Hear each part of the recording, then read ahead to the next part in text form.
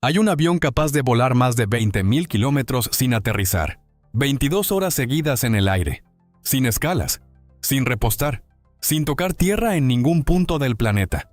Despega en Sydney y aterriza directamente en Londres. Durante décadas ese vuelo fue técnicamente imposible, no por falta de voluntad, no por falta de dinero, sino porque la física simplemente no lo permitía. Ningún avión comercial tenía la capacidad de cargar suficiente combustible para cubrir esa distancia sin repostar. Pero algo cambió, y lo que cambió no fue la física, fue la ingeniería que aprendió a rodearla. Hoy vas a entender exactamente cómo un avión puede volar más de 20.000 kilómetros sin parar. ¿Qué modificaciones lo hacen posible? ¿Qué problemas técnicos tuvo que resolver la ingeniería que nadie te cuenta? ¿Y por qué este vuelo no es solo un récord, sino el principio de algo que va a cambiar para siempre la forma en que el mundo se conecta? Pero hay un detalle que casi nadie conoce sobre cómo funciona esto por dentro. Y ese detalle cambia completamente la forma de ver lo que estás a punto de escuchar. Para entender por qué esto es tan extraordinario, primero hay que entender el problema. Australia es, geográficamente, una isla gigante en el extremo del mundo. Está tan lejos de Europa y de la costa este de Estados Unidos que durante décadas fue imposible llegar allí sin hacer al menos una escala.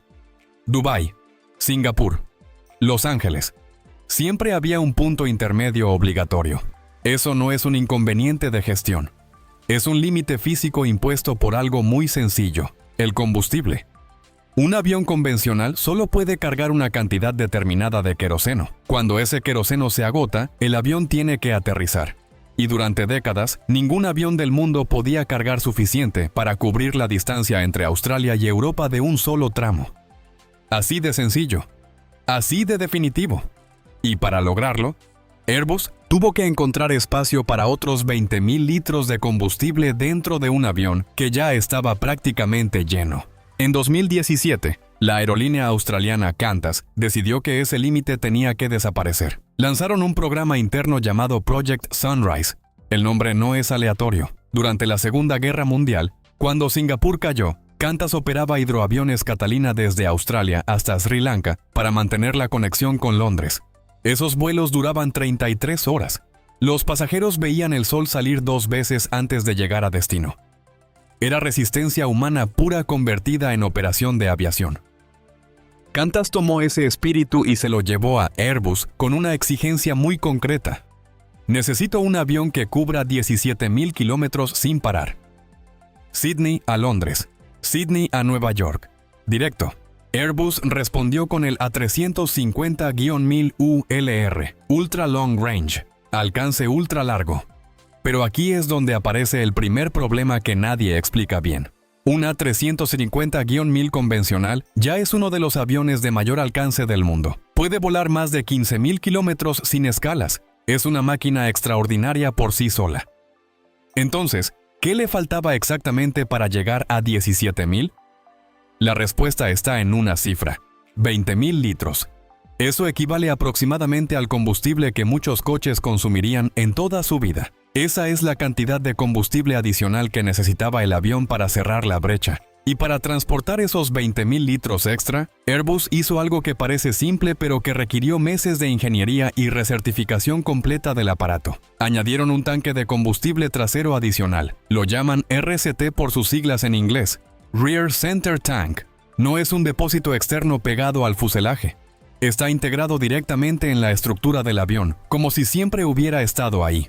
Esos 20.000 litros adicionales extienden el alcance en casi 2.000 kilómetros más. Y eso es exactamente lo que faltaba. Pero aquí ocurre algo que casi nadie considera. 20.000 litros de queroseno no son solo combustible. Son peso. Son presión estructural adicional durante el despegue. Son un sistema de distribución completamente distinto que tiene que funcionar perfectamente durante 22 horas seguidas. Y hay otro problema todavía más interesante. Y aquí apareció un problema que nadie esperaba. No estaba en los motores, no estaba en las alas, estaba en las cocinas. Un vuelo de 8 horas tiene sus propias exigencias técnicas. Las cocinas trabajan durante 8 horas. Los sistemas de climatización mantienen la temperatura durante 8 horas. Los filtros de aire renuevan el oxígeno de la cabina durante 8 horas. Ahora, multiplica todo eso por casi 3. Y de repente empiezan a aparecer problemas que un vuelo convencional nunca tiene que afrontar. Las cocinas de un vuelo de 22 horas no pueden ser las mismas cocinas de un vuelo convencional. No es un problema de capacidad de comida, es un problema de los sistemas de refrigeración. En un vuelo de 8 horas, esos sistemas trabajan lo suficiente. En 22 horas, la carga acumulada los lleva a límites para los que no estaban diseñados. Y aquí es donde la ingeniería hace algo inesperado. Airbus desarrolló un sistema de refrigeración de cocinas completamente nuevo para este avión. Unidades más ligeras y más eficientes, diseñadas específicamente para las demandas de vuelos de ultra larga duración. El resultado no es solo mayor eficiencia operativa, es un ahorro de 300 kilogramos de peso. 300 kilogramos que, a lo largo de 22 horas de vuelo, tienen un impacto real y medible en el consumo de combustible total. En aviación, el peso no es un número estático, es una variable que se multiplica por cada hora de vuelo. Cada kilogramo que reduces al principio del trayecto es combustible que no necesitas quemar al final. Y ese combustible que no quemas es peso que no tienes que cargar. Y ese peso que no cargas es más alcance. Es un ciclo que la ingeniería aeronáutica conoce bien. Y cada mejora, por pequeña que parezca, encadena consecuencias que se amplían con la distancia. Lo más sorprendente viene ahora. Ese nuevo sistema de refrigeración no se queda en este avión. Airbus ya ha confirmado que esta tecnología se convertirá en estándar para toda la familia. A350, lo que se desarrolló para resolver un problema específico de un vuelo de 22 horas, va a beneficiar a cientos de aviones que volarán rutas convencionales durante décadas. Así funciona la ingeniería de vanguardia. No resuelve un problema, eleva el suelo de lo que es posible para todos. Pero hay algo que cambia completamente la forma de entender este avión cuando lo descubres. El A350-1000 ULR no es simplemente un avión con más combustible, es una demostración de que el último límite real de la aviación comercial no era tecnológico, era económico. Durante décadas, el problema no fue que nadie supiera cómo hacer un avión que volara 20.000 kilómetros. Los ingenieros sabían perfectamente qué se necesitaba. El problema era que hacer ese avión rentable parecía imposible. Un vuelo de 22 horas con menos pasajeros de los que el aparato podría técnicamente transportar. Una tripulación que necesita turnos de descanso durante el trayecto. Sistemas diseñados para aguantar el doble de lo habitual. El coste operativo por asiento de un vuelo así era, en papel, un argumento difícil de sostener. Qantas lo sostuvo de otra manera. El avión tendrá capacidad para 238 pasajeros en 4 clases, 6 suites de primera clase, 52 suites de business, 40 asientos de premium economy y 140 asientos de clase económica con espacio generoso entre filas. No es la configuración que usarías para maximizar ingresos en una ruta de 3 horas. Es una configuración diseñada pensando en que quien sube a ese avión va a estar dentro durante casi un día entero. Y eso revela algo fundamental sobre el negocio que Qantas está construyendo. No están vendiendo un vuelo más barato. Están vendiendo tiempo. El tiempo que recuperas al no tener que llegar 3 horas antes a un aeropuerto de escala. Al no perder medio día esperando una conexión. Al no llegar al destino habiendo dormido en 3 sitios distintos durante el trayecto. Para quien viaja en business o en primera, ese tiempo tiene un valor que supera ampliamente el precio del billete. Y ahí está la viabilidad económica que durante décadas pareció inalcanzable. Y entonces llegó el momento de comprobar si toda esa teoría funcionaba. El vuelo inaugural del A350-1000 ULR tuvo lugar el 2 de junio de 2026. Despegó de las instalaciones de Airbus en Toulouse. Permaneció 3 horas y 43 minutos en el aire y alcanzó una altitud de algo más de 12.500 metros. Durante ese tiempo, la tripulación de prueba verificó el rendimiento aerodinámico general y, sobre todo, probó la arquitectura completa del nuevo sistema de combustible. ¿Cómo funciona el RCT en condiciones reales?